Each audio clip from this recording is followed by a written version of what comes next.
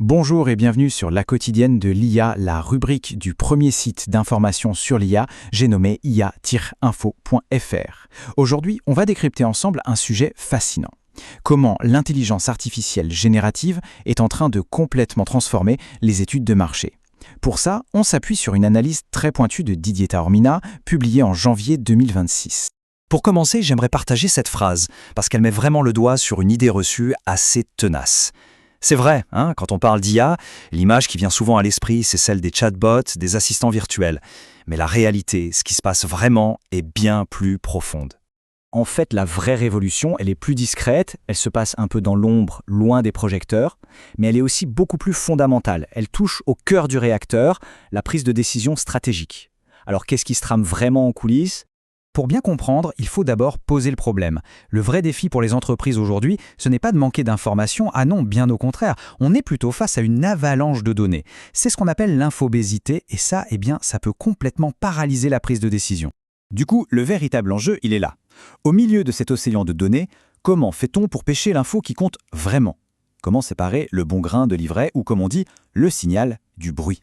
C'est la grande question.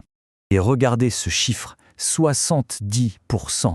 C'est juste énorme. Ça veut dire que malgré cette montagne de données à disposition, près de 3 décisions marketing sur 4 sont encore prises à l'instinct.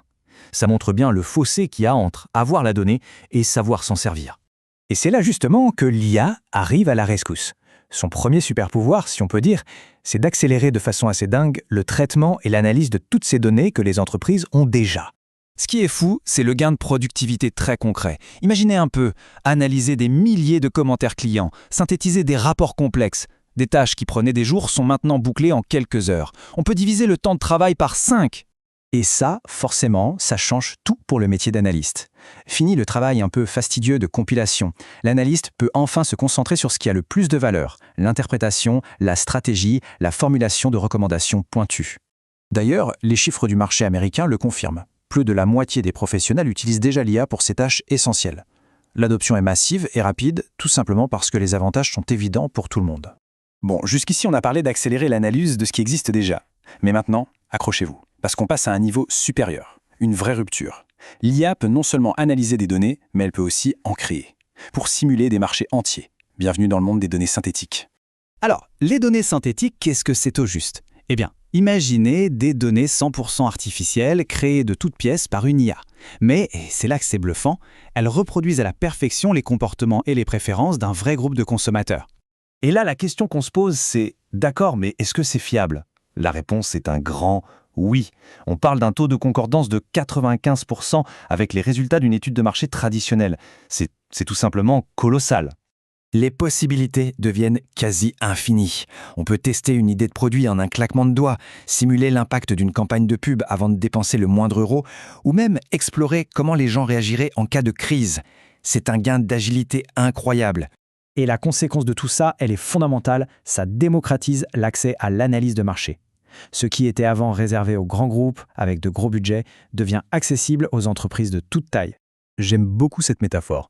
L'IA devient une sorte de laboratoire permanent où on peut interroger le marché en continu, poser des questions, tester des scénarios, sans avoir à lancer une énorme étude qui prend des mois. On va même encore plus loin avec le concept de jumeaux numériques. Imaginez un peu des répliques digitales de vos clients, des avatars avec qui on peut dialoguer pour raffiner un message ou une offre avec une précision inégalée jusqu'à présent. Bon, évidemment, tout ça a l'air magique, mais il faut rester lucide. Ce n'est pas une solution miracle. Il y a des limites, et c'est très important d'en parler pour bien comprendre le rôle central que l'humain doit continuer de jouer. Il faut donc rester vigilant.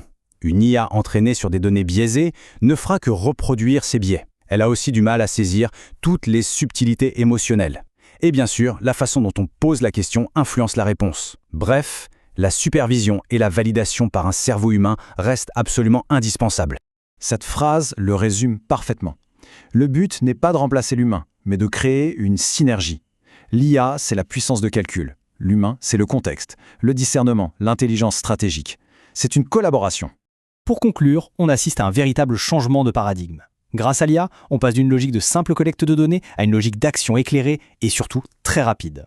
La valeur, aujourd'hui, ne se trouve plus dans les téraoctets de données stockées sur un serveur.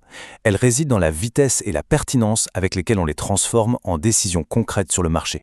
Et je crois que cette dernière phrase de l'article dit tout. Maîtriser cet outil, ce n'est plus une option, c'est devenu un impératif de compétitivité. C'est un passage obligé pour rester dans la course, tout simplement. Voilà, c'est tout pour cette analyse. Si le sujet vous passionne, n'oubliez pas que vous pouvez retrouver toute l'actualité de l'intelligence artificielle sur le portail ia-info.fr. Merci de votre écoute et à très bientôt.